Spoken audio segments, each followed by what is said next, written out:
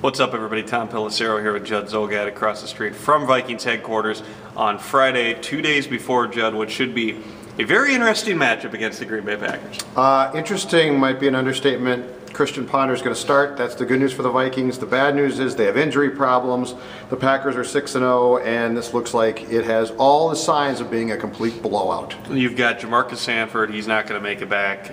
Antoine Winfield, who we thought early on in the week had a chance, but didn't seem like he was going through it. Watching practice today, he wasn't doing anything in the group drills. John Sullivan also will be out. And as much as guys like John Sullivan and Jamarcus Sanford have gotten crap at time for their plays, the downgrade to Tyrell Johnson or the downgrade to Joe Berger, I'm interested to see Joe Berger. Sullivan had played pretty well up until the Chicago game. Yeah. He was bad in the Chicago game. Yeah. I'm interested to see what they get from Joe Berger, but it's never good when you've got that many guys, starters, who are out. Well, forget about the offensive side of the ball. Let's just talk defense. Let's talk secondary. If I don't miss my guess, the Packers are going to have these multiple receiver sets, so the Vikings would be in their dime defense more than ever. You're not going to have Winfield on the field. You're not going to have access to Jamarcus Sanford. That means Tyrell Johnson, it's a complete mismatch. And now all of a sudden you're getting Asher Allen, Marcus Sherrill's back out there. I mean, Aaron Rodgers could have a huge day in the first half alone. My guess is that you will not see Marcus Sherrill's, because here's one of the things that the Packers do. They use those tight ends. They'll use them both inline and they'll split them out. They'll get bigger bodies. I don't think they want to run the risk of having Marcus Sherrill's versus Jermichael Finley. I think what you might see, they've got guys like Hussein Abdullah, Mistral Raymond, who have played some cornerback in the past. Yeah. Maybe you play three safeties and use that as a sort of a dime package just to get some bigger bodies who might be able to muscle up on guys. Welcome to the National Football League, Mistral Raymond, then, because, I mean, this is going to be as tough as it gets. Jermichael Finley's a complete freak because everything about him says wide receiver, except his build is sort of a hybrid, right? Tight end, wide receiver. So that matchup's going to be impossible, and you can't put a linebacker on him because he's too quick. I mean, this has all the makings of being a complete blowout. Not to mention, I talked to E.J. Henderson today. We know that E.J. had some struggles, particularly moving in space, dropping and covering that deep middle. He told me they're going to scale him back until the bye, meaning Aaron Henderson now is back out there in coverage. EJ is still dealing with the knee, so now you've taken another one of your guys who normally, EJ, when he's healthy, is a pretty decent cover linebacker. I have a philosophical question for you about the Tampa 2 cover 2 at this point.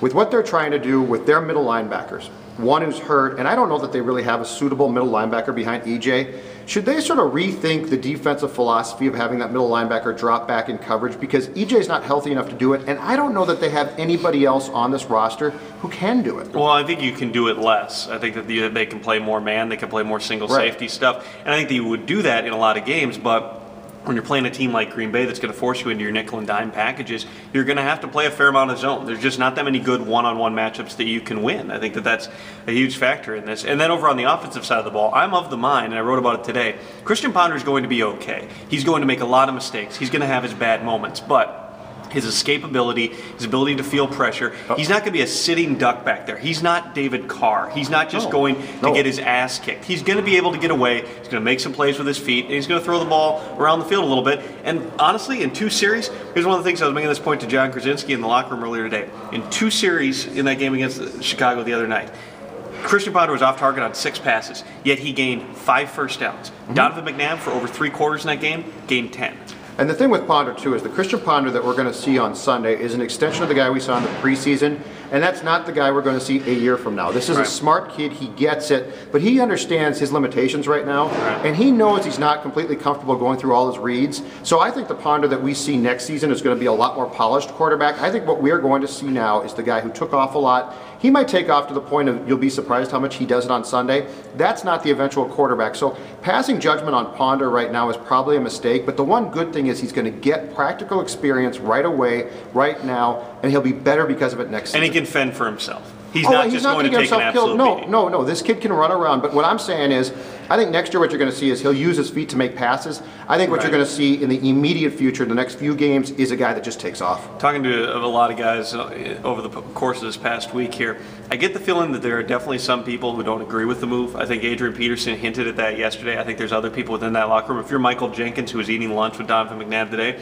you're probably not all that pleased because Michael Jenkins actually got the ball a fair amount. But if you're a guy like Visante Shenko, who's been underthrown 10 times and has had multiple sideline discussions with McNabb, you're probably up for having a guy who is probably going to run those same bootlegs, run them at twice the speed, and get you the ball. Ponder was on the Judd and Fun show on Friday, and Ponder said to us flat out today, that yes, an hour ago. Today, yes, very shortly. Well, thank you very much. Well, I'm just setting it up for people watching Saturday. That's fine. YouTube dates the videos. Oh, Go ahead. Okay. So today, anyway, so Ponder's on with us today, and he talks about the fact that Kyle Rudolph called him right after he was named the starter, and one thing Kyle Rudolph said to him, let's talk about how you can get me the ball. Because the tight ends are supposed to be a big part of this offense, and they really haven't been so far. So yes, I think for the tight ends, they are guys who see an opportunity now to get the ball, but anybody from the Vikings who doesn't like this move is being incredibly short-sighted. Anybody that thinks that McNabb gives this team a chance to win is just mistaken, Tom. They're mistaken. It's a Packers secondary they're facing this week that has given up a lot of yardage. Some of that is they've been up in games, teams have had to go to the air, but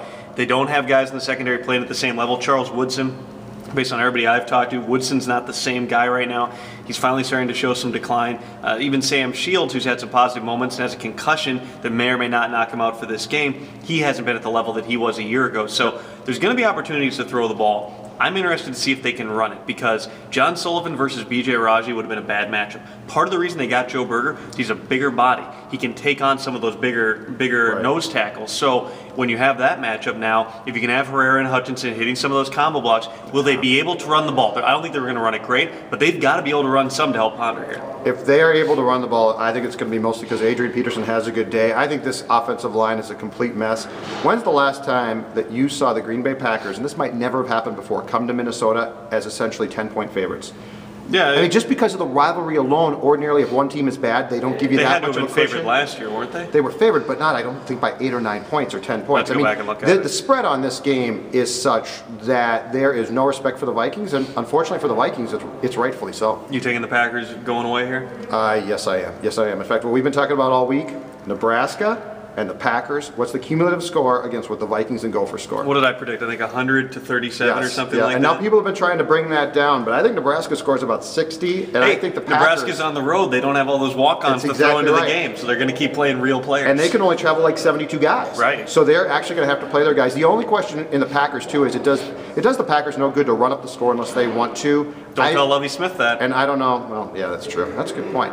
I don't know that they're going to want to, but it's the Vikings, so who knows? But I think it's going to be ugly all weekend. He's Judd. I'm Tom. We will be at the Metrodome on Sunday. See you there.